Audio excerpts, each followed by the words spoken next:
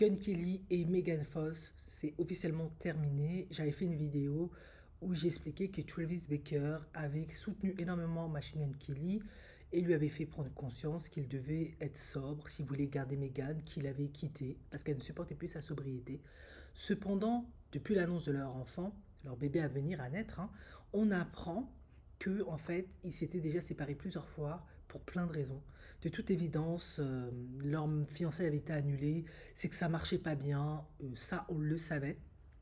Sauf que bon, visiblement, Meghan, très éprise de Machine Gun Kelly, euh, espérait toujours que ça puisse poursuivre. Et là, là,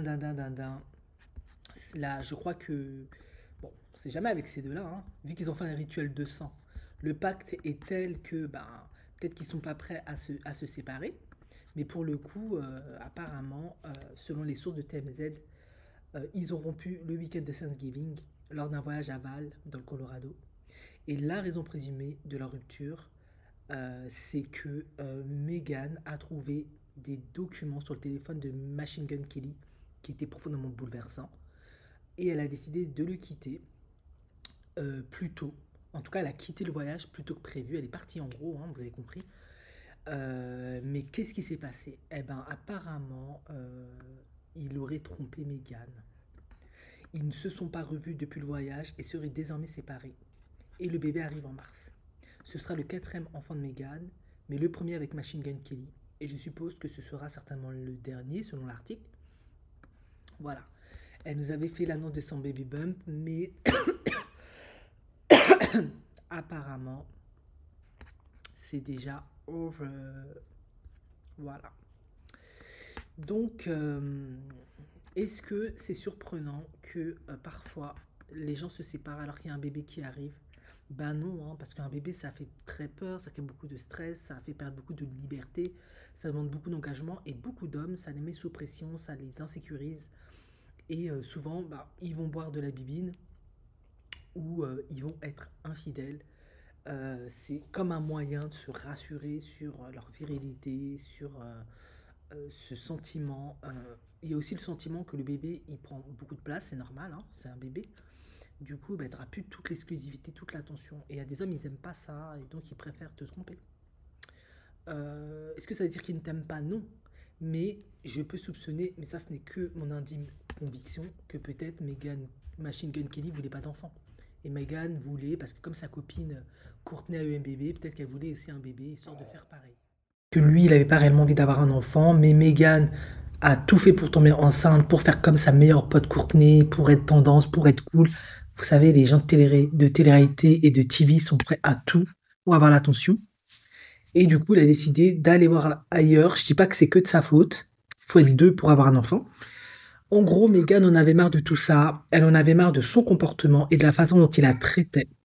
Quand elle est tombée enceinte, il pensait que cela signifiait qu'elle resterait avec lui quoi qu'il arrive, mais ce n'est pas le cas. La chose la plus importante dans le monde de Meghan en ce moment est son bébé à naître et elle n'a aucun problème à l'élever seule. Ils ont rompu fin novembre. Ils essaient de refaire leur vie après la grossesse, mais ils sont tous les deux trop colériques et sont retombés dans leur dispute constante. Ils n'arrivent pas à se mettre d'accord et ce n'est pas facile pour eux d'être ensemble, sans blague. Enfin, pourraient très bien se remettre ensemble un jour, car le couple a eu un historique de rupture et de réconciliation. De toute évidence, la communication, ce n'est pas leur point fort. Comme je l'ai toujours dit, je conseille Emotiflex. C'est des cartes qui permettent une communication bienveillante, non violente, où au lieu de crier, de se disputer, on utilise des débuts de phrase, hein, surtout quand c'est le contexte fatiguée émotionnellement, je pense que ça leur correspond parfaitement. Je me sens épuisée émotionnellement parce que ça évite de dire tu me fais chier, casse-toi, t'es un connard, je n'en peux plus, tu me rends complètement zinzin. Je suis anxieuse parce que j'attends un bébé. Je suis anxieuse à propos de bébé. J'aimerais plus ton soutien, ton amour, ton écoute. Voilà. Et voilà. Donc, on verra. Mais je pense que entre la boucle est bouclée, hein. Finalement, je vois pas du tout comment ça peut marcher. Si vous n'arrivez même pas à communiquer, à vous mettre d'accord, c'est vraiment des gens immatures. Ils n'ont pas beaucoup de maîtrise de leur émotion, de toute évidence une faible capacité de communication. Et c'est bien dommage, car dans un couple, pour que ça dure, surtout quand il y a un enfant qui va naître et ça met une stress, une pression énorme, il faut communiquer.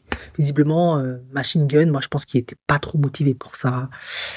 Voilà, ça s'est fait et je pense que c'est la manière de lui faire comprendre, en fait ça me fait peur, ça me fout les boules, ça me fait chier, je suis pas motivée.